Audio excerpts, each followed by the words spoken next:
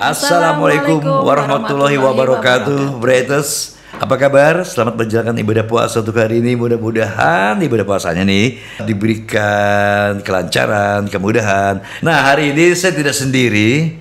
Kebenaran ini ada tamu istimewa yang hadir di podcast Bread Indonesia, di Tips Ramadan dan radio streaming Bread Indonesia.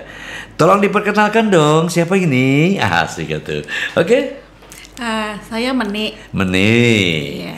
Ini nama panggilan ya? Nama panggilan. Mbak Meni, selamat datang di Bread Indonesia. Apa kabarnya Mbak Meni? Alhamdulillah. Breaders barangkali ingin tahu latar belakang tentang Mbak Meni di sini. Gue aja baru tahu loh. Mbak Meni, kalau nggak salah pernah berkecimpung di dunia broadcast ya? Enggak sih, saya lebih ke di Radio Baying dari 99 sampai 2013. Sampai 2013. Iya, lumayan lah ya, 20 tahun. Banyak pengalaman yang didapat dong ya. Iya. Terus kenapa kok sekarang tidak berjalan lagi? Apa ya, ngikutin flow aja ya. Waktu itu kesempatan karena harus ngurus anak segala macem, jadi terus freelance, lebih banyak di rumah. Kayaknya kok di rumah malah lebih enjoy ya. Oh gitu? Nggak harus kerjaan 9 to 5 gitu. Biasa kan begini, berpengaruh ketika kita asik dalam dunia kerja, tiba-tiba kita menyetop karena punya anak begitu loh. ada ngaruh gak kayak gitu? Kebenaran kan pas ditawarin itu ya freelance. Freelance-nya masih hubungan sama radio. Oke. Karena Radio Bayung urusannya sama radio, udah kayaknya ya agak cinta sama radio ya. Masih berhubungan sampai sekarang pun. Sampai sekarang. Iya. Untuk masalah hubungan. Iya, masih. Dan dalam bentuk freelance ya. Ya. Misalnya ada sebuah informasi gitu ya. Saya freelance marketing radio. Tentunya kan gini, ini kan dalam hal pencapaian sebuah target, pendekatan hubungan dengan klien, kan seperti itu. Ya. Itu juga Mbak jalani juga seperti itu. Iya, haruslah. Justru itu kita menggunakan. Berapa radio dipegang oleh Mbak sekarang Mbak Meni? 2 radio ya? Iya. Banyak banget Mbak. Ini Jakarta semua ya? Enggak, Jogja. Oh, Jogja? Iya. Oh gitu. Karena kan kalau radio daerah itu kan ada keterbatasan. Jadi kalau kita di Jakarta kita lebih sering visit, bisa update info. Itu lebih enak gitu. Begitu ya. Di Jogja radio apa? Suara Gama sama Jogja Family. Oh, Suara Family. Suara Gama, Jogja Family. Wow. Ini sampai sekarang tetap masih menjalani sesuatu aktivitas yang merupakan sebenarnya emang dari dulu suka atau memang pas kebenaran dapatnya itu? Cita-cita sih sebenarnya dulu kayak jadi anchor gitu ya. Zaman dulu itu kan kayaknya kerja di TV keren gitu. Udah bener kuliah di jurnalistik, ternyata pas PKL segala macem kena deadline nggak sanggup. Akhirnya nyangkut di Radio Baying. Terus berhubungan sama radio. Dan sampai sekarang tuh saya senangnya kenapa? Di radio itu orang enjoy, happy, itu kebawa ya. Jadi kita tuh tetap awet muda ya? Betul. Kata teman-teman kalau reuni apa segala macam, lu nggak tua-tua, ya tua kan nggak kelihatan rambut ya. Ini kan terkait dengan perjalanan waktu dari Mbak, dari umur berapa tahun ketika itu? Ketika itu terjun di 25-26 mungkin. Oh ya? 2026 ya? Sampai sekarang ya? Umur atau tahun? Enggak, usia waktu itu iya, ketika 25 lah lulus 25. kuliah. Oke, sampai sekarang masih tetap ya. Walaupun sifatnya di sini katakanlah kalau ada kerjaan kita kerjakan gitu ya. Nah, itu kan pada masa-masa seperti itu adalah masa-masa yang mana transisi dari boleh katakan apa yang kita alami secara pribadi ini. Transisi yang kadang-kadang ketemu klien kayak gini kita jadi males ya, kita full up lagi kan gitu ya.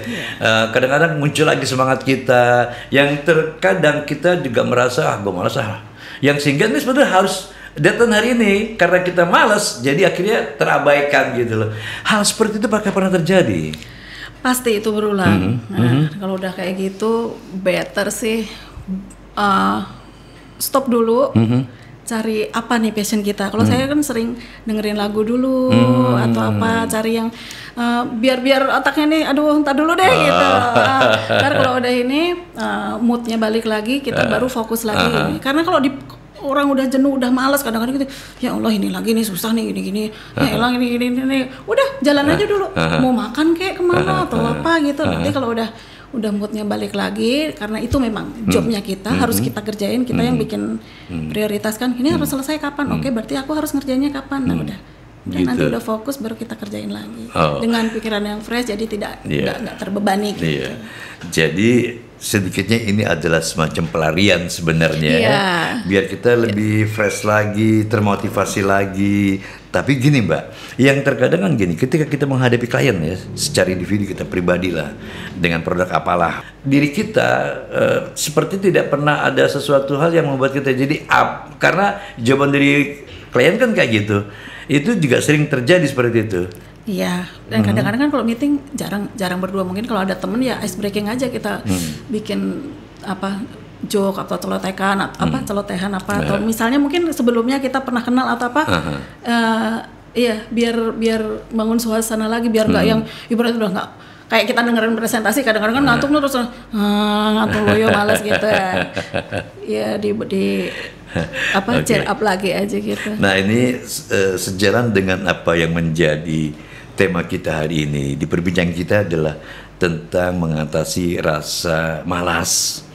Sebuah penggambaran yang saya sampaikan, barangkali dari Mbak sendiri ada sesuatu yang menjadikan tips untuk Brighters. Apa sih kalau kita itu untuk katakanlah secara bijaksana mengatasi hal seperti itu yang harus kita lakukan? Malas sama lalai ya. Kalau lalai mungkin tipsnya kita bikin scheduling, coret-coretan mungkin sama alarm, mungkin sekarang kan pakai handphone reminder kayak gitu. Nah kalau malas mungkin kita lebih keinget lagi kayak gini, tujuan kita kerja apa sih? Ibadah, mau cari uang buat keluarga, buat anak. Nah kalau kita nanti nggak gitu, terus gimana? Lebih ke tanggung jawab sebenarnya. Tanggung jawab. Iya, kan tanggung jawab gua kerja harus ini ya, tetap harus kita kerjain. Gitu. Karena beberapa kali ya itu tadi nggak sengaja karena gampang sering menunda itu, kita akan ingat kok, nyesel pasti. Coba ini nggak usah gitu, kita sholat aja kadang-kadang entar tahu-tahu udah mendekati. Udah mau asar, udah apa ini. Nah jadi lebih ke baik pengalaman juga kadang kalau dulu kita muda emang sering abai kayak gitu, lama-lama itu akan jadi ini kok, tanggung jawab juga pasti akan dengan sendirinya. Dan itu dikategorikan bisa merubah dan bisa dirubah. Ya, harusnya bisa. Iya, pola pikir kita gitu. Mulai positif thinking, kita cari yang baik-baik aja.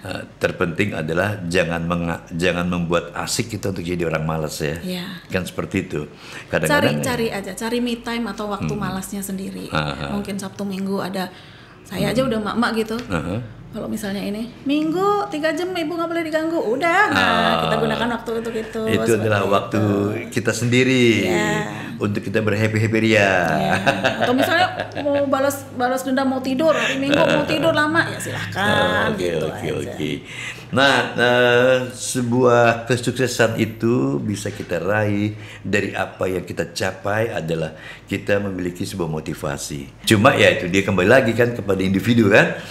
Oke Mbak Meni, tentu di obrolan kita hari ini dengan apa yang kita bincangkan semoga bisa bermanfaat untuk Brighters.